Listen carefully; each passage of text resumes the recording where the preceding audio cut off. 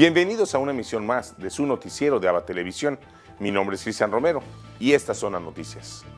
Comenzamos en el Vaticano, donde les presentamos un resumen de la catequesis del Papa Francisco para esta semana. Queridos hermanos y hermanas, la pandemia sigue causando dolor y sufrimiento en toda la humanidad, sembrando muerte y un sinnúmero de enfermos. Además, muchas personas y familias viven un tiempo de incertidumbre por los problemas socioeconómicos que ha producido y que produce y que golpean sobre todo a los más pobres. Esta experiencia dramática nos invita a tener nuestra mirada puesta en Jesús, que hace presente el reino de Dios en medio de nosotros. Reino que sana y que salva, reino de justicia y de paz, que se manifiesta con las obras de caridad, que a su vez incrementan la esperanza y refuerzan la fe. Fe, esperanza y caridad que no son simples sentimientos o actitudes, sino virtudes infusas en nosotros por la gracia del Espíritu Santo, dones que nos curan y nos ayudan a curar a los demás, que nos abren nuevos horizontes, aún en medio de las tempestades. El Evangelio nos muestra a Jesús que sanaba a los enfermos, no solo de sus padecimientos físicos, sino también de sus sufrimientos morales. Los sacaba de su aislamiento para que se incorporaran de nuevo en la comunidad. Lo vemos, por ejemplo, en la curación del paralítico de Cafarnaúm. Pues Jesús no solo libra de su parálisis, sino que le renueva la vida tanto a él como a sus amigos a través de un encuentro personal y social. Saludo cordialmente a los fieles de lengua española. Dios nos invita a colaborar con Él y como discípulos de Jesús, médico de las almas y de los cuerpos, continuar con su obra de curación y de salvación en sentido físico, espiritual y social. Que el Señor nos conceda trabajar todos juntos con un espíritu creativo y renovado en la construcción de un mundo mejor, lleno de esperanza para las futuras generaciones. Que Dios los bendiga. Continuando en Italia, llueven pétalos de rosas sobre la Basílica de Santa María la Mayor para recordar el milagro de la nieve. Pétalos de rosas blancas llovieron desde el techo de la Basílica de Santa María la Mayor en Roma para recordar la milagrosa nevada en pleno verano del año 358.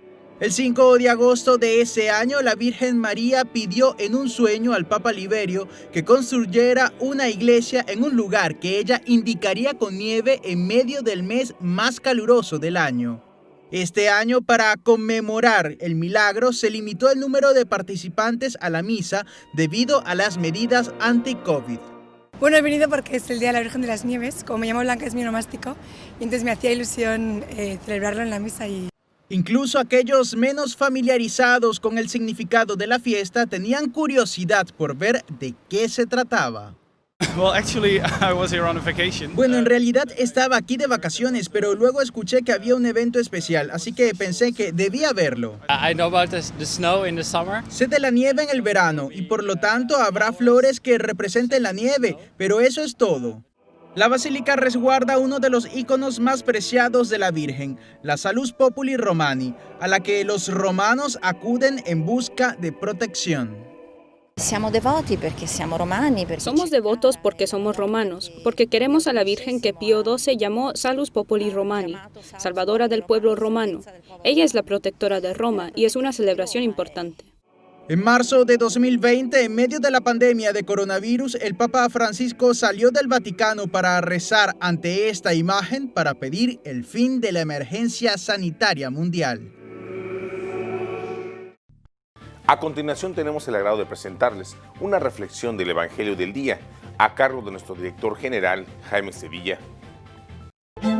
Queremos unirnos ahora en este día a la fiesta principal del Salvador del mundo. De esta forma nosotros nos unimos a todos los salvadoreños que celebran con gran devoción, con gran fe, con gran entusiasmo, la transfiguración del Señor, que es esa manifestación gloriosa, anticipada de lo que será en su resurrección y en la vida celeste. Y en el Evangelio de hoy, que está tomado también de San Mateo, tenemos nosotros ese camino de Jesús hacia el monte Tabor, donde surgió esta transfiguración y se llevó consigo a Pedro, Santiago y Juan.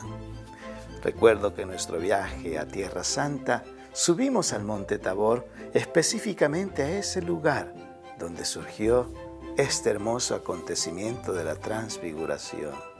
Y es bello ver cómo están esas escenas de la manifestación de Jesús, la escena de la encarnación, la escena de esa transfiguración como también de su resurrección.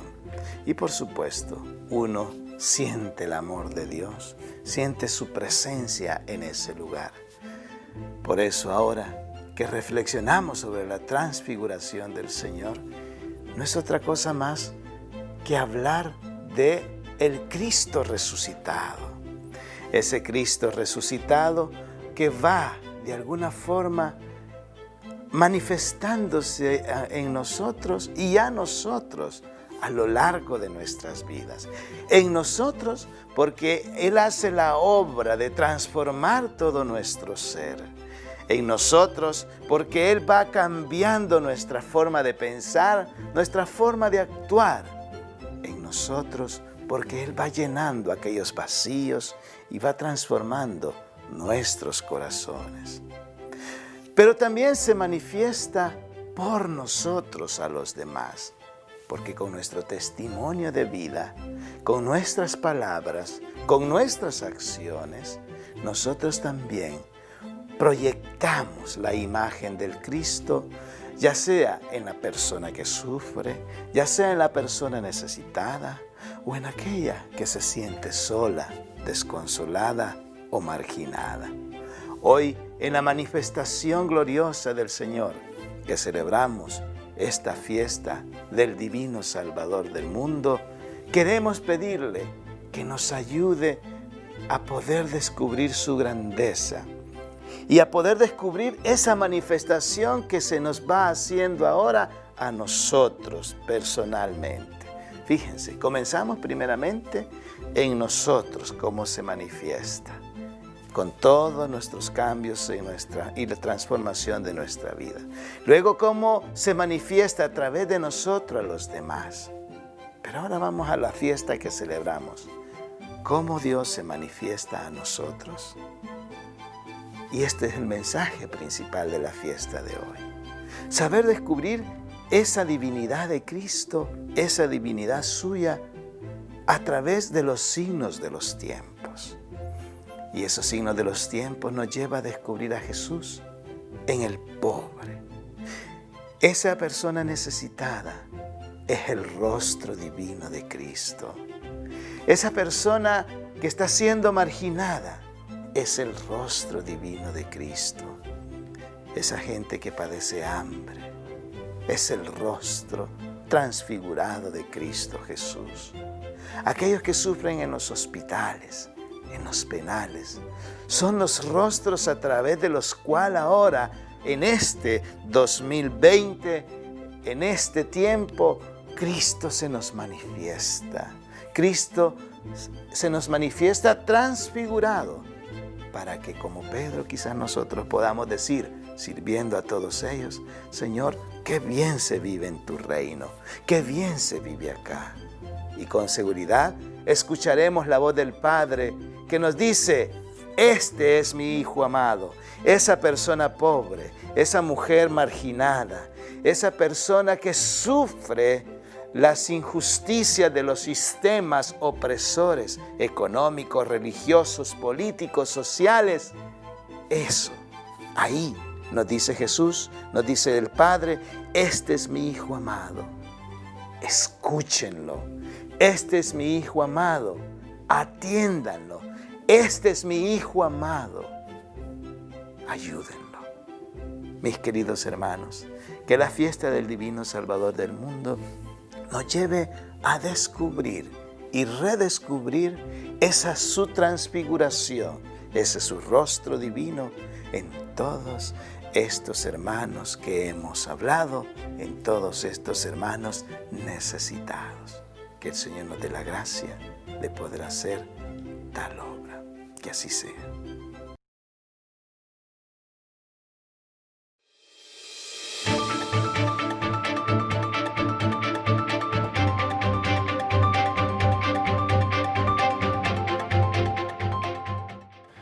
Continuando en Italia, la tasa de natalidad se hunde por culpa del miedo, según la socióloga Donatella Pacelli.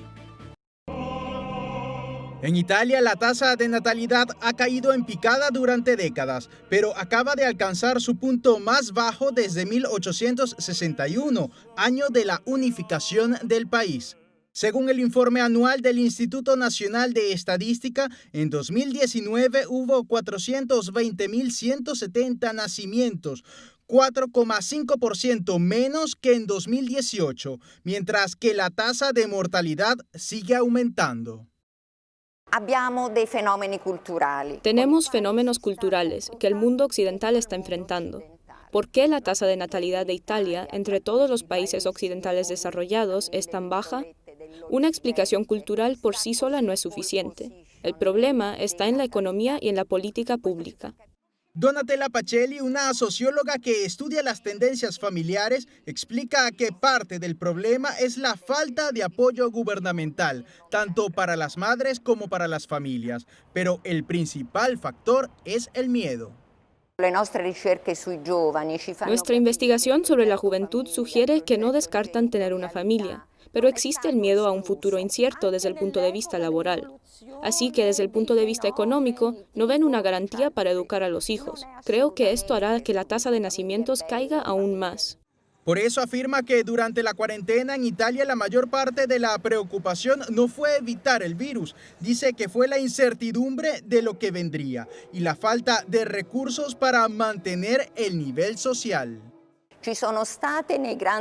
Durante la pandemia, muchos imaginaron que habría un crecimiento en la tasa de natalidad. Todos en casa, juntos, tal vez haya más niños, pero desafortunadamente no. Italia está tratando de reducir esta tendencia. En junio de 2020 el país aprobó la Ley de la Familia, que ofrecerá ayuda financiera para cada hijo y ayudará a los padres a mantener el equilibrio entre familia y vida laboral. La ley entrará en vigor en enero de 2021. El tiempo dirá si consigue cambiar esta tendencia negativa. Estas son las principales noticias de Estados Unidos, gracias a la fina cortesía de La Voz de América.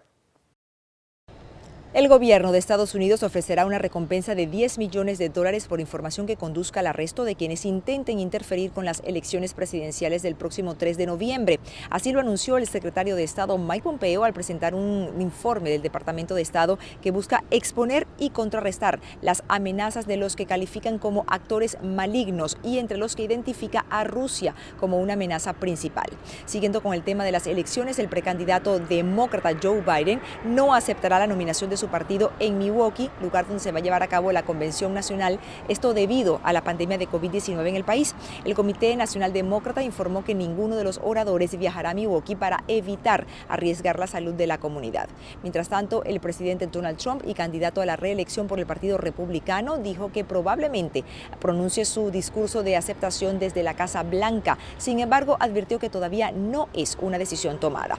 Según datos de la Universidad Johns Hopkins, Estados Unidos registra más de 4.820.000 casos confirmados de coronavirus y cerca de 159.000 fallecidos, por lo que autoridades sanitarias como el doctor Anthony Fauci, quien es director del Centro de Enfermedades Infecciosas del país, insiste en la necesidad de mantener las reglas básicas de protección, mientras varios países trabajan en una vacuna.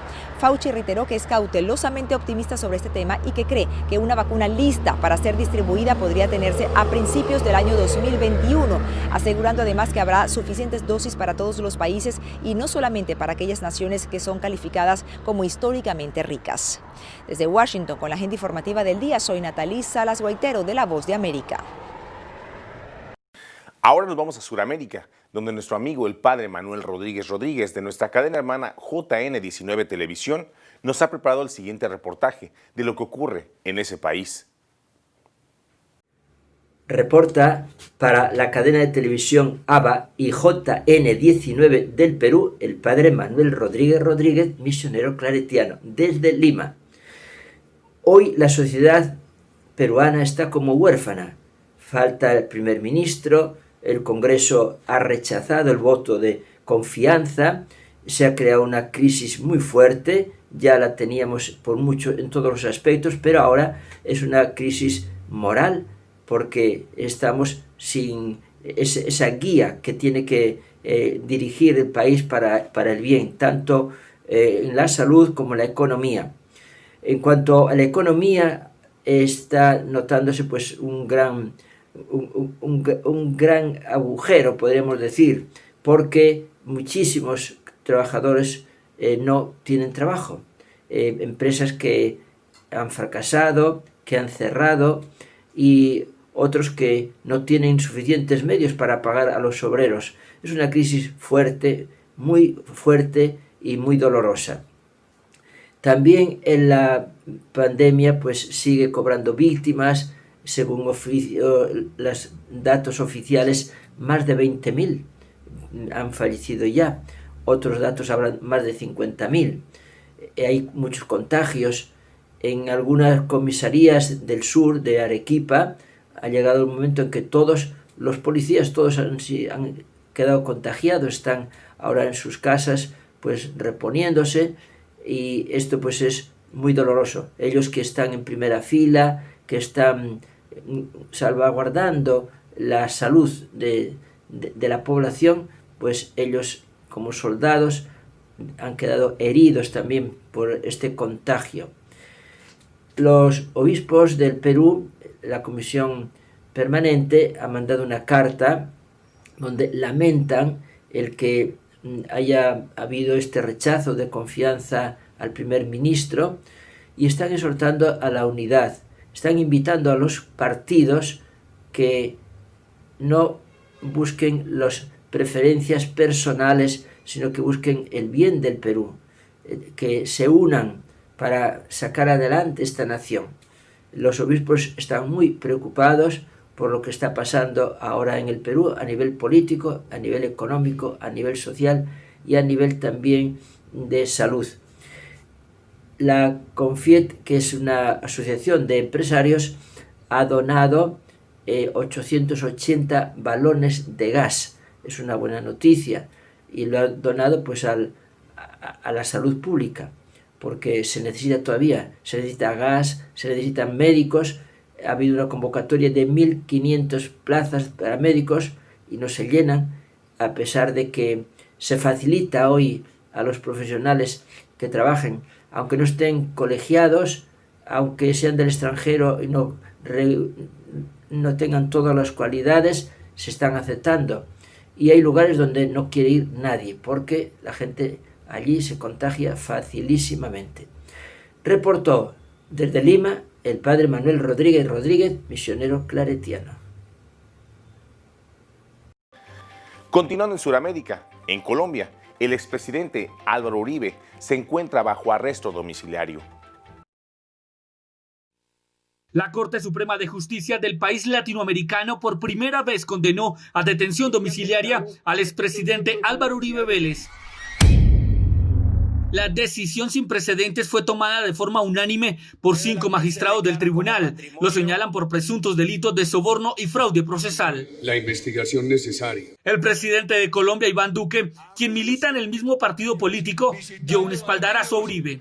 Duele como colombiano que muchos de los que han lacerado al país con barbarie se defiendan en libertad, o inclusive tengan garantizado jamás ir a prisión, y que un servidor público ejemplar no se le permita defenderse en libertad con la presunción de inocencia.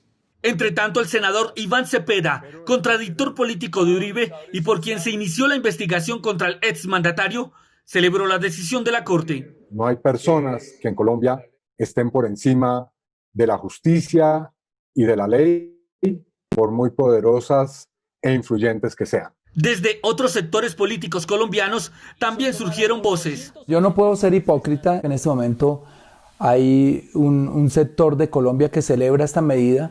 Desde todas las orillas del país nos solidarizamos con el expresidente Álvaro Uribe. La Voz de América consultó al politólogo Chamil Tahir, quien aseguró que la justicia prevalece frente a la posición política. A pesar de la influencia del político más poderoso de Colombia, todavía existe cierta independencia del Poder Judicial.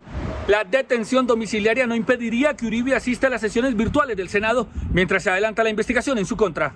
Jair Díaz, Voz de América, Bogotá.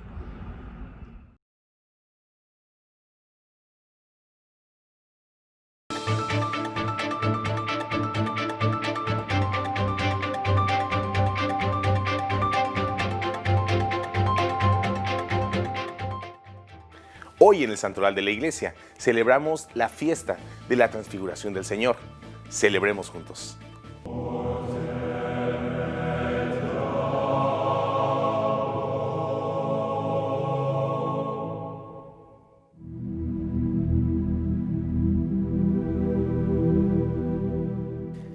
Pedro, Juan y Santiago marchaban intrigados atrás de Jesús y se preguntaban hacia dónde los llevaba, pues el terreno se empinaba cada vez más y aunque no lo comentaban entre sí, elucubraban sobre el por qué los había escogido a ellos y dejado atrás al resto de los apóstoles. Sumidos en sus meditaciones, jadeaban y trataban de no rezagarse, pues las zancadas atléticas del Salvador no les daban tregua, hasta que por fin se detuvo en la cima del monte Tabor y ellos, exhaustos, se lo agradecieron. Entonces el Señor se retiró un poco y comenzó a orar, mientras los tres, rendidos por el cansancio, cabeceaban pero no se dejaban vencer del sueño, y de pronto lo sacó de su duermevela el resplandor que salía del rostro de Jesús, la deslumbrante blancura de sus ropajes y los dos luminosos visitantes, Moisés y Elías, a los que identificaron por su aspecto glorioso y con los que conversaba el Señor sobre lo que habría de suceder en Jerusalén. En un arrebato, Pedro se incorporó, se arrimó imprudentemente y le dijo a Jesús: Maestro, qué bien se está aquí. Si quieres, hago aquí 3 tiendas, una para ti, otra para Moisés y otra para Elías. Y continúa diciendo el evangelista Mateo: aún estaba hablando cuando una nube luminosa los cubrió. Y una voz desde la nube dijo: este es mi Hijo amado, mi predilecto. Escuchadlo. Al oírlo, los discípulos cayeron de bruces aterrorizados. Jesús se acercó, los tocó y les dijo: levantaos, no tengáis miedo. Alzaron ellos sus ojos y no vieron a nadie, sino solo a Jesús. Los apóstoles no entendieron realmente lo que allí ocurrió y su confusión fue mayor cuando el Señor les ordenó: no contéis a nadie esta visión hasta que el Hijo del Hombre haya resucitado de entre los muertos. Pues estas últimas palabras los desalentaba al pensar que Jesús, en efecto, resucitaría, pero como todos los demás, el día del juicio final. Solamente después de la resurrección ataron cabos y por fin comprendieron que esa jornada tan especial había sido el culmen de la gloria del Señor, pues ese día fueron testigos del inmenso amor del Padre para con su Hijo unigénito, al decirle en presencia de ellos: este es mi Hijo amado, mi predilecto. Y como para que no quedaran dudas sobre la legitimidad de su misión en la tierra, agregó: escuchadlo. También dedujeron por fin que Jesús no era un libertador político, sino espiritual, y que la tarea asignada por el Padre, a pesar del poder que poseía por ser Él mismo Dios, la aceptó voluntaria y humildemente, porque su libertad era la voluntad del Padre. Por eso la transfiguración es uno de los puntos culminantes de la vida del Salvador, y para la Iglesia es la antesala de la resurrección, porque es el momento en que el Padre Eterno le da el voto de confianza a Jesús para que concluya su misión salvífica y al mismo tiempo permite que sus discípulos presencien ese acto inconmensurable con el fin de que más adelante, con verdadero conocimiento de causa, testifiquen y difundan en todos los confines de la tierra la buena nueva, según la cual somos hijos de Dios y partícipes de su gloria si nos acercamos a Él a través de nuestro Señor Jesucristo, que explícitamente nos dijo: yo soy el camino, la verdad y la vida. Nadie va al Padre sino por mí. Si me habéis conocido a mí, conoceréis también a mi Padre. Y desde ahora lo conocéis y lo habéis visto. Por eso hoy, 6 de agosto, que celebramos la festividad de la Transfiguración, empecemos a transitar por el camino de Jesús.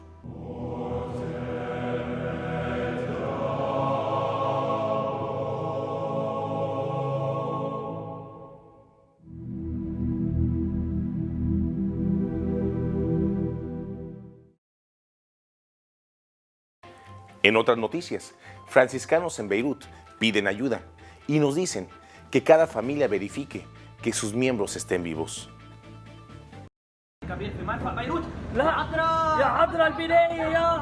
Esta terrible explosión en el puerto de Beirut sembró caos y destrucción. Este sacerdote estaba retransmitiendo su misa en internet justo en el momento de la tragedia.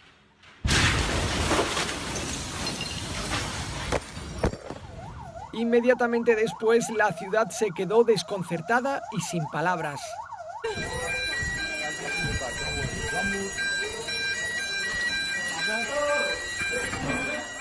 Una grandísima, fortísima. Esta explosión enorme y fortísima ha devastado toda Beirut, que es la joya de Oriente Medio.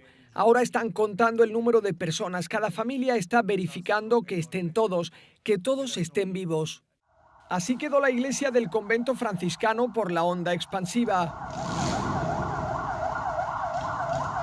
Los 4 frailes de esta comunidad de Beirut están bien. Ahora su prioridad es ayudar a las personas. Algunas buscan un lugar donde dormir, lo han perdido todo. Otras buscan ayuda para encontrar a sus familiares y otras necesitan productos básicos. Familias enteras han tenido que dormir por la calle porque han perdido completamente sus casas. Antes repartíamos paquetes de comida y material higiénico contra el coronavirus, pero ahora tenemos las puertas abiertas de par en par y los brazos abiertos a 180 grados para ayudar a las personas afectadas por esta tragedia. El padre Firas pide ayuda, dice que necesitan solidaridad espiritual y material, tanto oraciones como ayudas para poder reconstruir la ciudad y no dejar solas a estas personas. Hay desaparecidos que no se sabe dónde están, probablemente bajo los enormes escombros de esta ciudad. Por desgracia, habrá todavía víctimas mortales. Gracias por la generosidad que cada uno puede concretar a su modo. Gracias, gracias. Esperamos que sea abundante, pero sobre todo inmediata y rápida. También estas explosiones han dañado muy gravemente el convento de los lazaristas y la casa de los jesuitas en Beirut. Un drama que se añade a la terrible crisis económica y a la pandemia del coronavirus que tampoco les da tregua. La intención del Papa Francisco para el mes de agosto es que recemos por la situación de los trabajadores en el mar.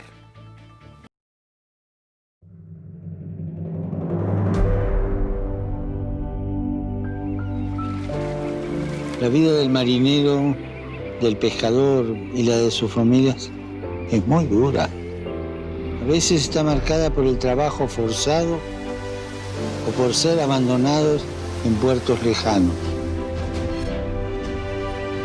Además, la competencia de la pesca industrial y la contaminación hacen su trabajo todavía más complicado. Sin la gente del mar, mucha parte del mundo sufrirían hambre. Recemos por todas las personas que trabajan y viven del mar, entre ellos los marineros, los pescadores y sus familias.